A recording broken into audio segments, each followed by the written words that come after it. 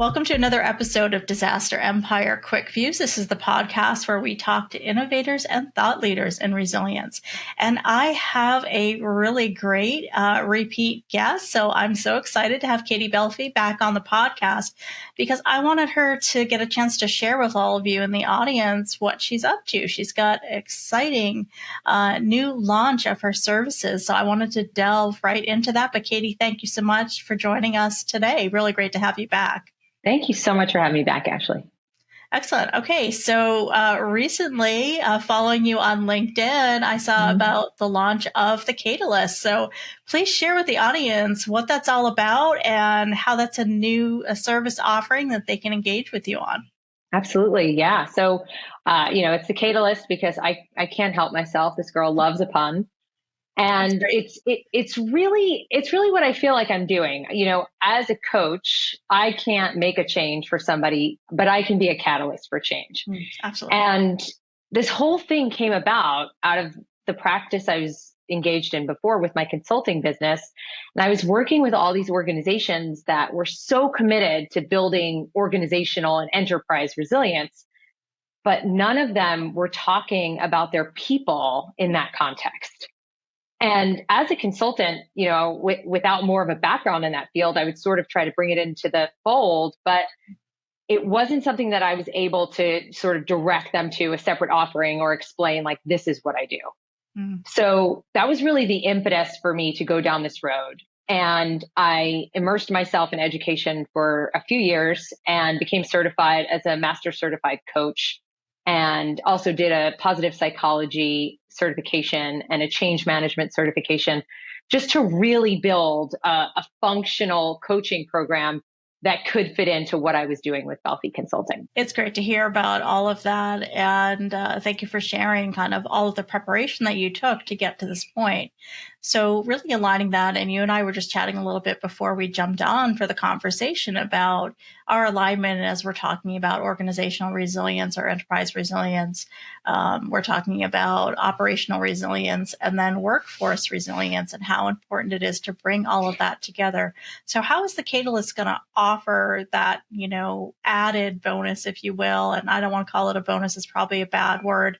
How are they going to really provide that holistic aspect to building resilience for a company or an organization? So it's sort of a twofold approach. The Katelyst is really the branch of my business under which I'm offering individual and group coaching. But at the same time, because that is now part of me and that's part of my offering, I'm also including that in my focus with organizations that I'm working with around resilience. And so my focus is to really push organizations that are already thinking about operational, organizational, enterprise, whatever word you want to put before resilience. I want to push them to take it a step further and think about what I like to talk about as strategic resilience. And from my perspective, that includes your people.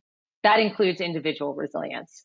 And in terms of what that looks like, it could be a standalone coaching engagement, being brought in by an organization to work with their people, to work with their teams, or it could be part of a more comprehensive program looking at your resilient strategy from soup to nuts and sort of pointing out the holes and saying, okay, this is where individual resilience fits in. And these are the steps that we can take to get there. So walk us through, as we're talking about holistic resilience and about the Katelyst and that coaching, what would that look like if you were going into an organization? What would you be offering? Is that motivational? Is that educational? Is that, you said, strategic, kind of walking through their plan for resilience? Maybe it's all three. Yeah, and it can be. And like coaching, it's really client-led. And so, and you know this from the emergency management world, we can only go as far as our clients are willing to go. Right. And so it's truly up to the organization to say, we're willing to really take that hard look at ourselves and say, this is not just a workforce problem, but this is something that we need to really address comprehensively. Because if you offer all the training in the world to your employees, but they're still existing in a culture and in an organization that hasn't also caught up with all of those principles that they've just been taught, all that work is for naught. And the same applies for the individuals that I coach. So I also work outside of organizations with individuals coming to me, and we talk a lot about how, we might be focusing on a specific change that they want to make in their life, but how the work we're doing has a ripple effect into every aspect of your life. Because really what we're training is your agility, is your ability to adapt, is your mindset about change, is the way you talk about change to yourself and to others, and the way you think you are capable of making a change. That's great. And I love, you're honing in on it being client led. So with that, because, one of the things that I want to offer to the audience through this podcast is, one, introducing you and your services and get that ramped up in that language and that sort of new service out there. But also I want to make sure that you are attracting, the right clientele. So what would an ideal customer look like? Who's ready to engage the Katelyst? And do they have to be kind of at a certain level of their thinking, or is it just, hey, they're interested in exploring this and learning more? That's such a great question, Ashley. And it's one that I spent a lot of time thinking about myself, because, individual resilience is something everybody needs. But I specifically honed in on helping people make the change they want and manage the change they don't, because it's such a cornerstone of our resilience. Being able to adapt to whatever life throws at us is really the thing that our resilience hinges upon. And so the ideal client for me are people that are ready to put themselves either in the driver's seat for the first time, or maybe back in the driver's seat when they're looking at change in their life. And they're ready to take on that accountability and really do the work that's required to change the way they are approaching a change in order to eventually get there. Okay. So let's flip that on its head a little bit. So, you've done a lot of thinking through, which any, entrepreneur, any consultant wants to do, is to think about who is the best fit. So are there any clients that you particularly might not take on? The only clients that I'm not willing to take on are those that they probably actually already count themselves out. If you are somebody who is not open to change and don't believe in the possibility of growth, I can't help you. There's no change there for me to catalyze. And on the flip side of that, I just want to add to the ideal client, because my wheels are spinning on this, but thinking about our industry, this work is so beneficial for people that are in emergency management, in disaster management, in risk management, not just because it's a super taxing job and we're prone to burnout, but training that mindset for ourselves. It's sort of a bit of a train the trainer approach. And it allows you to then approach the work that you're doing with your clients from that perspective, to really tune into what's the human resilience aspect here. We're dealing with people in disasters, but there's so much strategy and process and politics and that goes into it that it's very easy to lose sight of. Excellent. Hey, do you have any early, customer success stories that you could share, or engagements that you've had recently? Ooh, I love that question. Actually, yeah, because this one just happened, so it's very exciting. But I had a client come to me who talked about ideal client. She had just been laid off, and she was in that place where she really was defeated. But she felt like I'm never going to find a job this good, make this much money. I'm already so far advanced down this path in my career. How am I ever going to recover? But she had the insight, and she had the willingness to find help to get her over that hump. And she found me, and I'm the lucky one for that, because I got to witness this transformation. And after just a few weeks of working together, she shifted in such a profound way that she actually ended up halting her job search altogether and really got down into her why and what she wants to do with her life. And she's now pivoted and is in the process of building her own business and going in a completely different direction. Wow. But without the work that she allowed herself to do, she wouldn't have even been open to that potential. Okay. So it sounds like you're definitely offering one-to-one coaching Yes. for professionals in our industry. Are you also going in on like behalf of the organizations to help? Okay. Absolutely. Yes. Yeah. Yes. Okay. Yeah. So right now I've got the two-pronged approach going. Okay. Excellent. Hey, so it's so great to talk to you and have you back.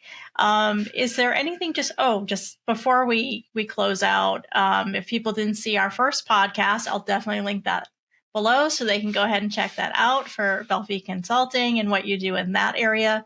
But do you want to share a little bit about that and a little bit about your background so that folks have a better sense of who they're engaging with when thinking positive, when they contact you for the Katelyst?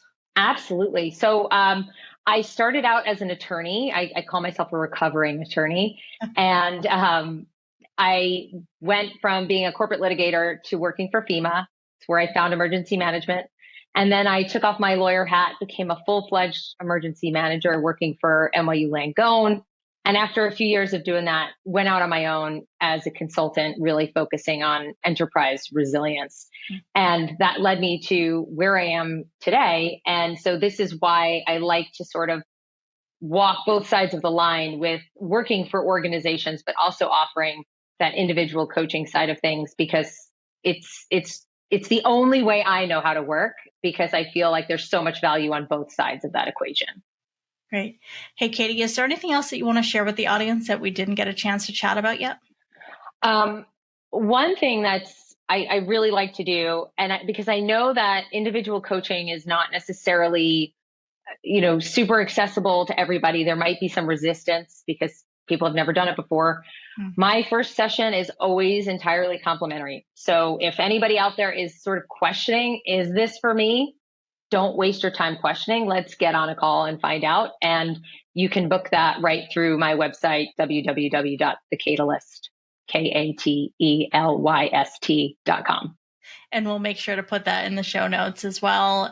It's great for you to share that, because I think that kind of discovery call is always so important to find out, one, is it right for the individual reaching out to you? And then is it good fit for you as well? I mean, I think that's an important part of the process, is you want to make sure it's going to be, kind of a mutually beneficial and rewarding experience on Absolutely. both ends. That's kind of, we forget about that sometimes when we're kind of stepping out of our regular environment, engaging in something new. So, yeah. Excellent. Well, hey, we are looking to wrap up, but quick fun fact, maybe different than the last time. My God, I don't even remember my fun fact last time. Okay, that's all right. But fun fact that a lot of people don't know about me, because I've worn a lot of hats professionally, but I've always been like a side gig person. So I'm also a holistic health coach, a personal trainer, a yoga instructor, and a meditation coach. Yep.